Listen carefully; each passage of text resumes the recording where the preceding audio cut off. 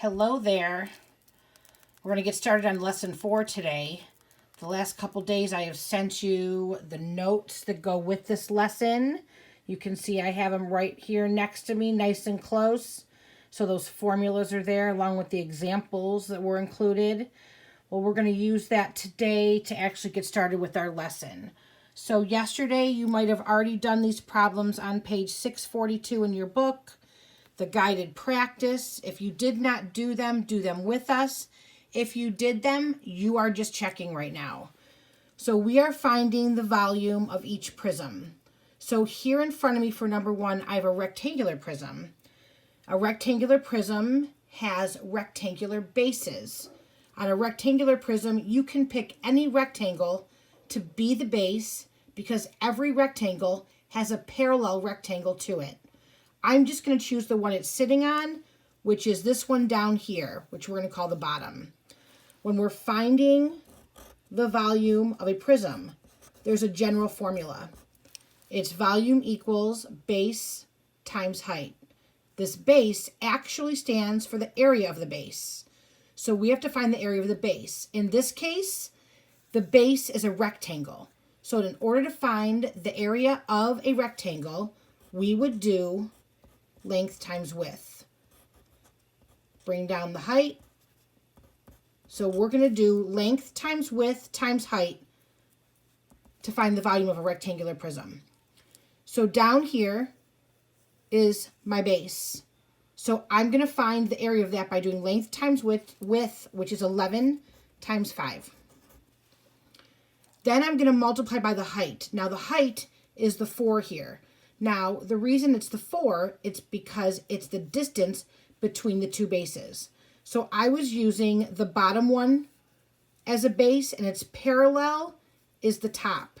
And the distance between the top and the bottom is right here is 4. So that's going to be my height. And that's going to equal my volume. So you're going to calculate that next. And when you calculate that, I gotta turn my calculator on. There we go. I ended up getting 220.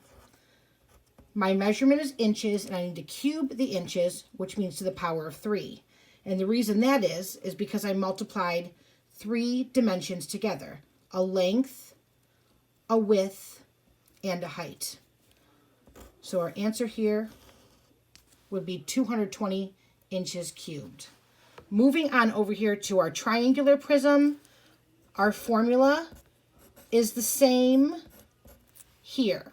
But because the base is different, it's going to change.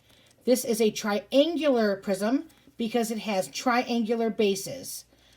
The triangles are the bases because they're parallel to each other. There are rectangles on here, but none of them are parallel, so we can't count them as the base.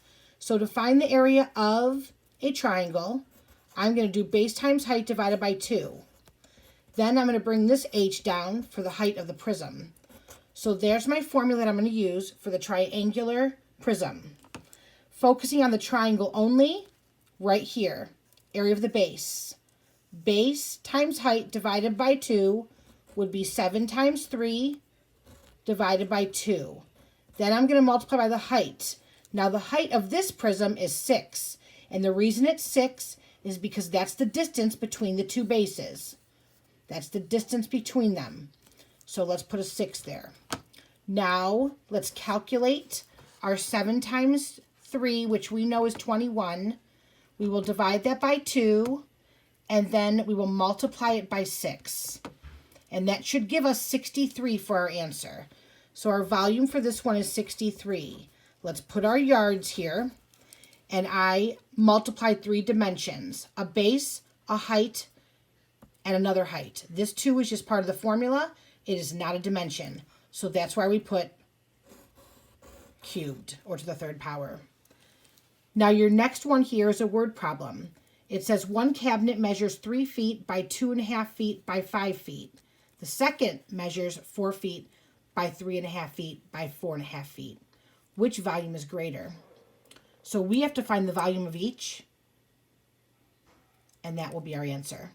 So if it's a cabinet, we know that it is going to be a rectangular prism. So that means I can multiply the length by the width times the height.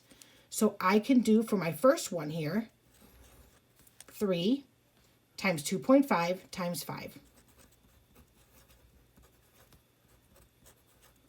When I multiply that together, 3 times 2.5 times 5, I got 37.5. Those are 3 dimensions, that'd be feet cubed. The second cabinet is 4 by 3.5 by 4.5. So 4 times 3.5 times 4.5. When I multiply that, I got 63 feet cubed. So our second one, and your work can be your explanation, has more volume. All right, so you have a worksheet to work on today. Keep your notes close. Go back and look at this video if you need to. I hope our answers matched.